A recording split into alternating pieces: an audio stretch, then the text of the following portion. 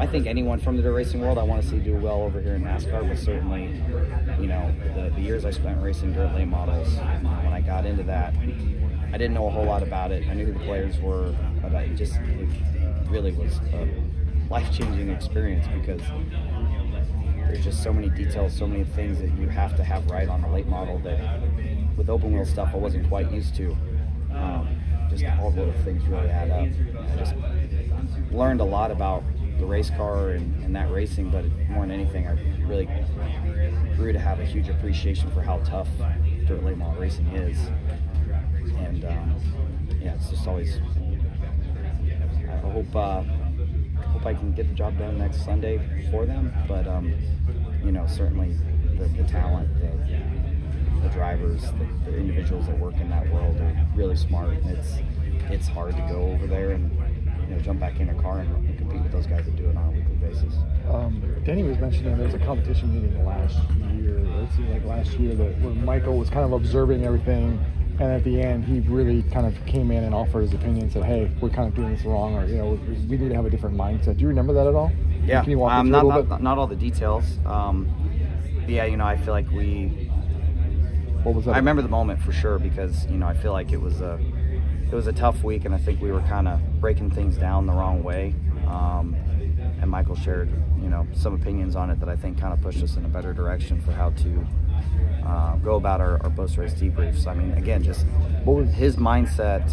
Oh, what were the details of it? Like, I mean, what did he say? Like, I mean, sorry, I can't remember all of that, but what I do remember is that moment for sure, because I feel like we were kind of, you know, you got to focus on what you do wrong. But at the same time, it's just, I think there's a balance there, and it helped us kind of get closer to where we need to be when we have our debriefs. You know, if you go in and it's just an hour and a half of everything we did wrong, right? It's hard to walk out of the meeting feeling good about what can we do this week. So, yeah, what he shared with us that day certainly pushed us in a better direction along those lines. You're the only playoff driver here that had a teammate do the tire test in Martinsville. Have you discussed that in depth with Bubba, and has that helped you establish a baseline? I forgot I was in Martinsville. Heck, I didn't even know we had 45 minutes of practice today. I was walking the track with Billy, and I'm like, what group am I in? He's like, what are you talking about? I'm like, yeah, what group? He's like, it's one group. I'm like, oh, okay. So, nice problem to have. I'm just thinking about Phoenix, yeah. What's it, like you mentioned the conversations with Michael before the race.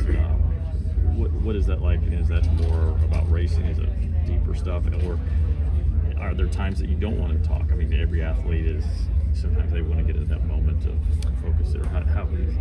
I've never really been that type of person where I need like my quiet space. Maybe there's something to be gained there that could help me, but for me, I've always, again, my background, what I grew up doing with dirt racing, everything, working on the cars and fans coming up and talking to you and, you know, trying to sell some shirts and then sign autographs and then get a bolt back on the car and make an adjustment, right? Like I was kind of just used to running hard and, you know, not having like that quiet time or you know, a very set schedule.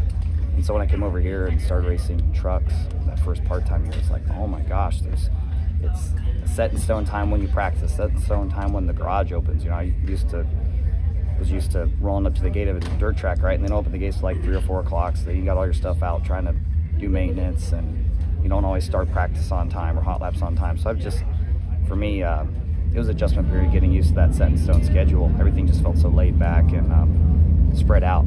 So for me, I guess I've adjusted that over time, but I feel like I've always kind of been a person that keep me moving throughout the day. It's not really going to affect me. But we've also had some days where I haven't had a lot going on, and I don't know, I haven't really seen a difference either way. Conversations with Michael before events? Yeah, I feel like majority of the time we're talking about, you know, the race that day, the race that night.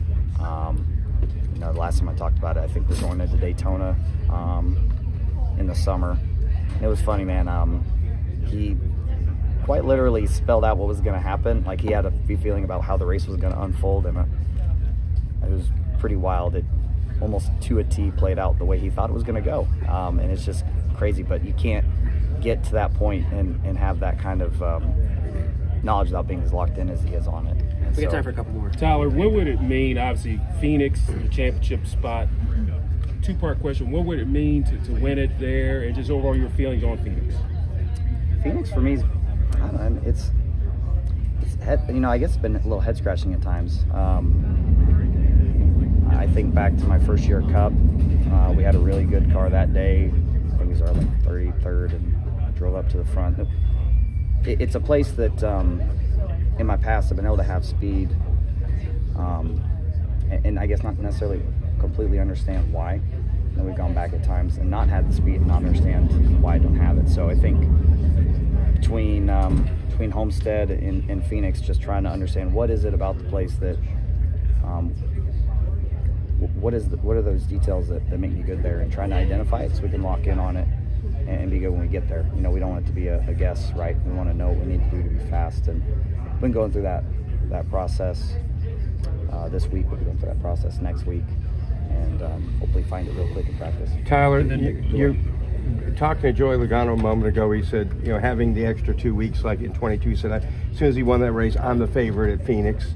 I'm more dangerous now. Do you feel more dangerous that you've got a little extra time to prepare? I mean, I don't know. I'm just thinking about what we got to do. When we get there, certainly we'll be looking at the other 3 cars, right? You know, how we stack up with them in practice. But right now, I'm not thinking about anyone else, just ourselves. In the next gen era, what's been your biggest struggle here in Martinsville? You know, probably just along the same lines of what I have and don't have at Phoenix. You know, what is it that you need to have in your car or thinking about as a driver to be consistently good here? And hopefully through this weekend I can get closer to there.